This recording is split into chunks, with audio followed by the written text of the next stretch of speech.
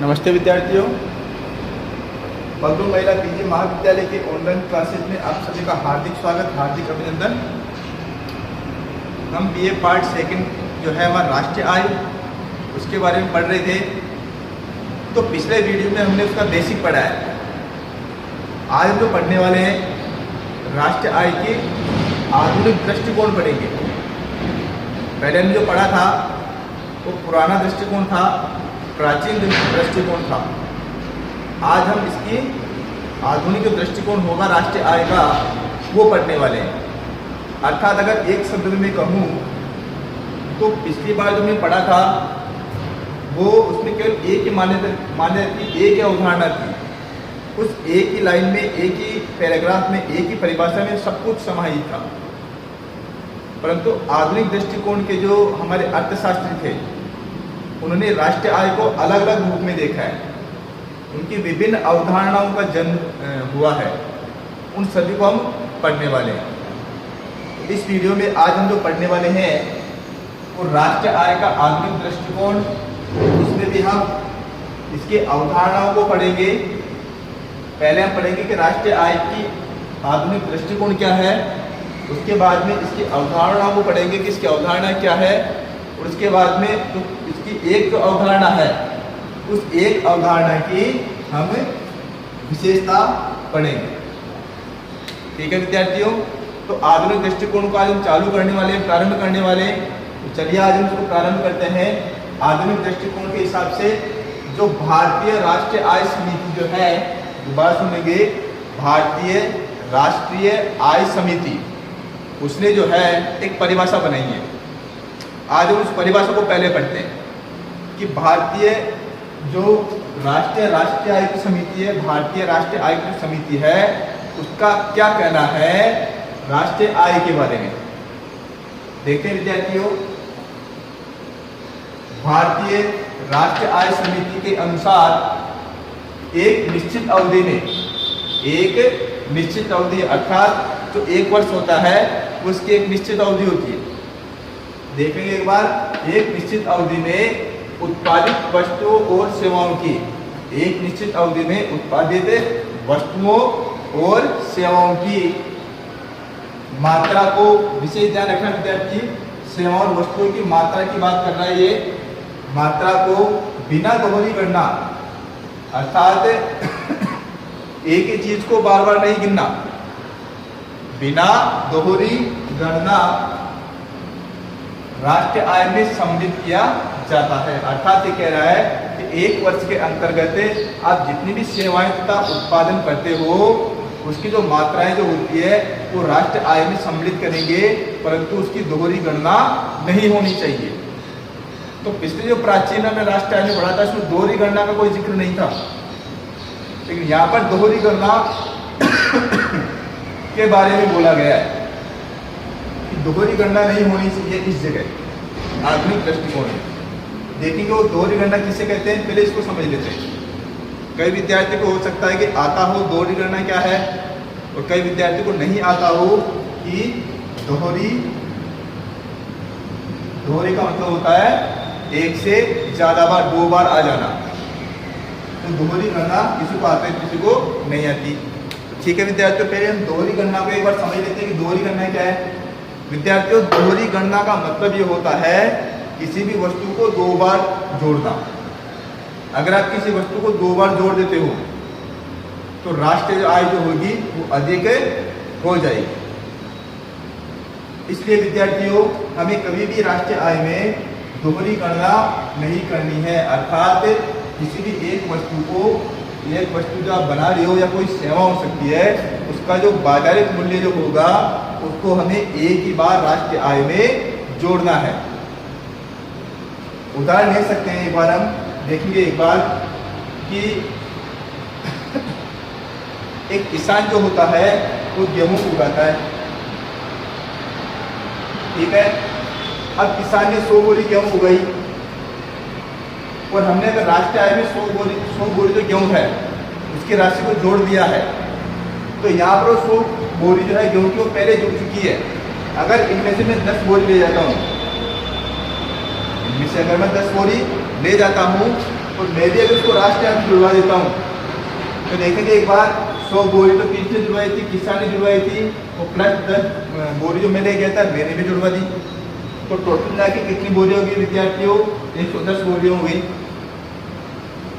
पर तो वास्तव में उत्पादन क्या था? 100 बोरियों का था। तो इस प्रकार से केवल मैं एक व्यक्ति हूँ, मेरे एक व्यक्ति के कारण ही 10 बोरियां अर्थात 10 बोरियां गेहूं की मेरे यहाँ ज़्यादा जुड़ गई है। तो सोचिए भारत में कुल जनसंख्या कितनी है, कितनी बार हम गणना करेंगे?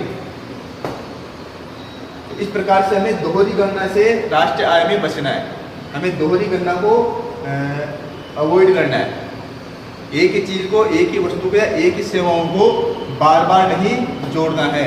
वो एक बार जुड़ गई है उसके बाद में दोबारा 3 बार या 4 बार उसको वापस नहीं जोड़ेंगे।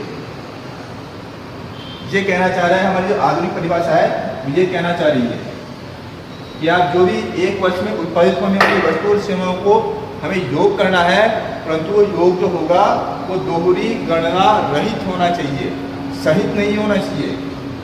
दोहरी गणना के रहित होना चाहिए, अर्थात दोहरी गणना नहीं होनी चाहिए। ठीक है विद्यार्थियों, आगे हम अब इसकी अवधारणाओं के बारे में पढ़ते हैं कि इसकी अवधारणा क्या है। अगर इसकी अवधारणा की बात करें, इसकी बहुत सारी अवधारणा दे रखी है, तो हमने आज इसकी पहली अवधारणा दी है। इसकी पहली अवधारणा है सकल राष्ट्रीय उत्पाद, जिसे हम क्या कहेंगे? GNP, gross national product. ठीक है विद्यार्थियों, तो इसके बारे में हम पढ़ते हैं, GNP के बारे में हम पढ़ते हैं, जिसे हम हिंदी में कहेंगे सकल राष्ट्रीय उत्पाद। इसके बारे में एक परिभाषा लिख रखी है, वो पढ़ लेते हैं हम। किसी देश की एक वर्ष की अवधि में, ध्यान देंगे विद्यार्थियों, बार बार नहीं टॉपिक बार बार आ रहा है, लाइन बार बार आ रही है कि एक वर्ष की अवधि में होना चाहिए, एक निश्चित समय होना चाहिए। भारत में 1 वर्ष चलता है, ठीक है। तो किसी देश की 1 वर्ष की अवधि में उत्पादित समस्त अंतिम वस्तुएं, एक नई चीज देखा विद्यार्थियों, समस्त अंतिम वस्तुएं एवं सेवाओं के बाजार मूल्य को, मूल्य के योग को देखना, ये दूसरी एक नई चीज है ये यहाँ पर कि बाजार मूल्य के योग को सकल राष्ट्रीय उत्पाद या GNP कहते हैं। विशेष बात है विद्यार्थियों ये, इसलिए यहाँ पर 2 चीज नहीं डाली है, एक बार फिर से पढ़ रहा हूं मैं। किसी देश की 1 वर्ष की अवधि में उत्पादित समस्त अंतिम वस्तुओं एवं सेवाओं के बाजार मूल्य के योग को सकल राष्ट्रीय उत्पाद कहते हैं। इसमें विशुद्ध विदेशी आय का भी समावेश किया जाता है। तो इसमें 3 चीजें हमें नहीं देखने को मिलती है। पहला मिलता है हमें अंतिम वस्तुएं। अंतिम वस्तुएं क्या होती है विद्यार्थियों? अंतिम वस्तुओं का मतलब होता है, अंतिम वस्तुओं का तात्पर्य होता है अब जिन्हें हम काम में लेने वाले, अर्थात जिनका प्रोडक्शन हो गया है, जो उपभोक्ता के हाथ में हो, अर्थात जिनको उपभोक्ता अब उपभोग कर सके। वो आदि बनी हुई नहीं हो सकती, वो रॉ मेटेरियल नहीं हो सकता, कच्चा माल नहीं हो सकता, अर्थात अंतिम वस्तु होगी जो पूर्ण बन के तैयार हो चुकी हो, ऐसी वस्तुओं को हम कहेंगे अंतिम वस्तुएं। अगर सेवा की बात आती है उसे कहेंगे अंतिम सेवा। ठीक है विद्यार्थियों, इसमें दूसरा आ रहा है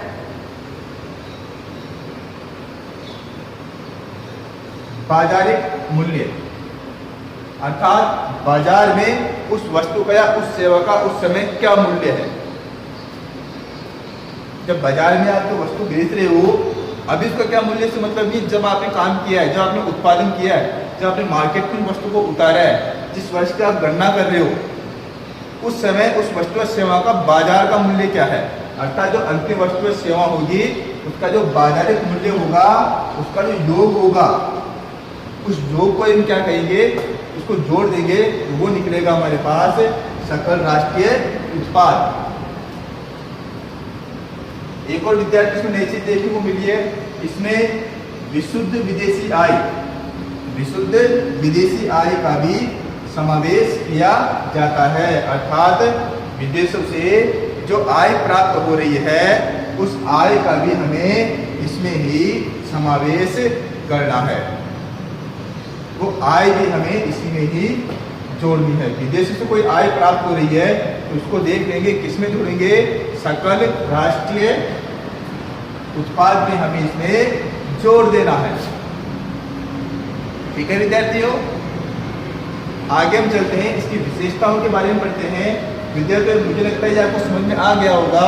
आधुनिक दृष्टिकोण ये कहना चाह रहा है कि एक तो हमें अब राष्ट्रीय आय जो जोड़ रहे हैं उसमें सेवाओं और वस्तुओं का जो अंतिम मूल्य होगा अर्थात बाजारिक मूल्य जो होगा उसको जोड़ना है। दूसरा, दोहरी गणना नहीं होनी चाहिए। तीसरा, विदेशों से आने वाली आय को भी हमें इसी में ही जोड़ना है।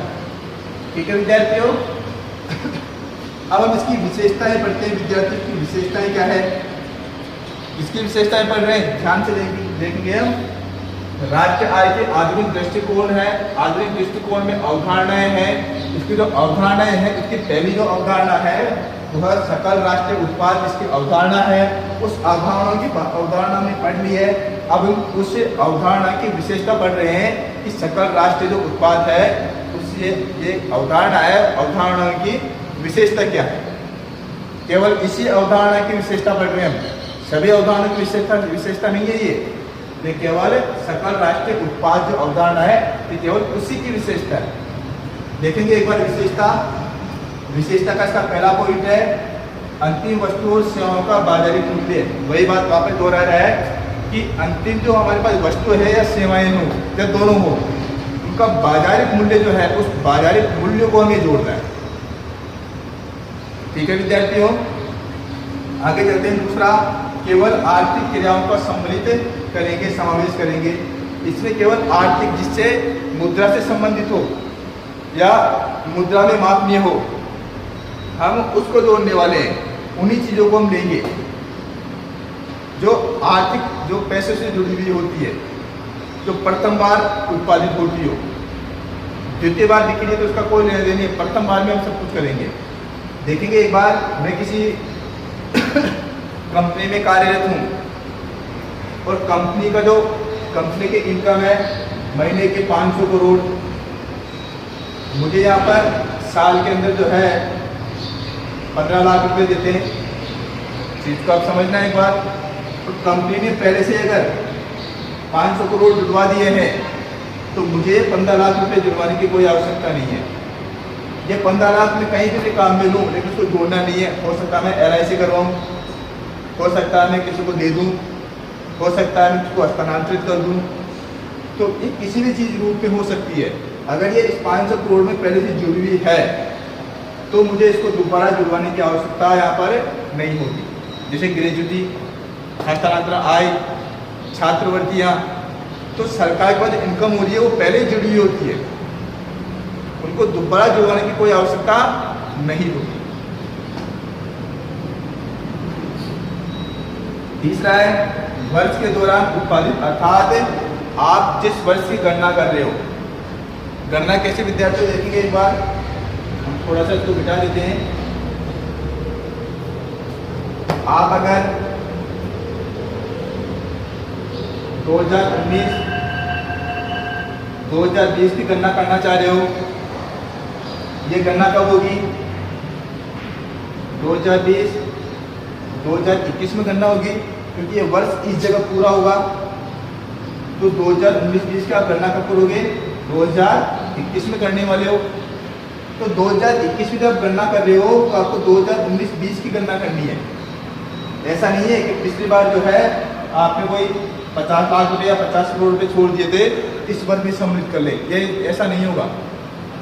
केवल जिस वर्ष का आप गणना कर रहे हो उसी वर्ष की आर्थिक क्रियाओं को हमें राष्ट्रीय आय में सम्मिलित करना है। ठीक है विद्यार्थियों, आगे चलते हैं। अवैधानिक, पूंजीगत लाभ इत्यादि को हमें नहीं जोड़ना है। अवैधानिक अर्थात गैर कानूनी तरीके से बिना विधान का उल्लंघन करके हम किसी प्रकार कोई काम करते हैं, चोरी, डकैती या इस प्रकार के जो भी काम करते हैं, इससे जो उत्पन्न हो रही है, राशि उत्पन्न हो रही है, उसको हम नहीं जोड़ेंगे। ऐसा उत्पादन को या सेवाओं को हम राष्ट्रीय आय में नहीं जोड़ते। दूसरा पूंजीगत लाभ, अर्थात आपके पास कोई पूंजी पड़ी है, उस पूंजी से आपको कोई लाभ हो रहा है, उस पूंजीगत लाभ को हमें इसमें नहीं जोड़ना है। अगला विद्यार्थियों, पांचवा मेरे पास केवल मुद्रा के रूप में गणना।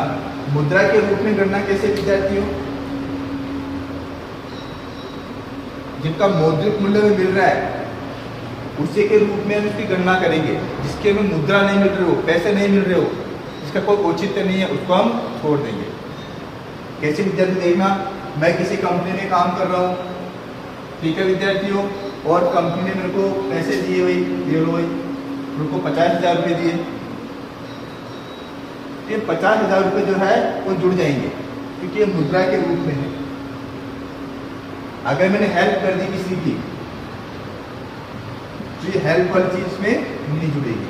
अर्थात मैंने 50,000 में से 10,000 रुपये की किसी की हेल्प कर दी है तो 10,000 रुपये पहले से ही राष्ट्रीय आय में जुड़ चुके हैं। अर्थात ये 50,000 रुपये जमा करवाए थे, इसमें पहले से जुड़ चुके हैं। 10,000 को एक्स्ट्रा में किसी की हेल्प करने के लिए मैंने दिए हैं तो दोबारा वो उससे नहीं जुड़वाएगा।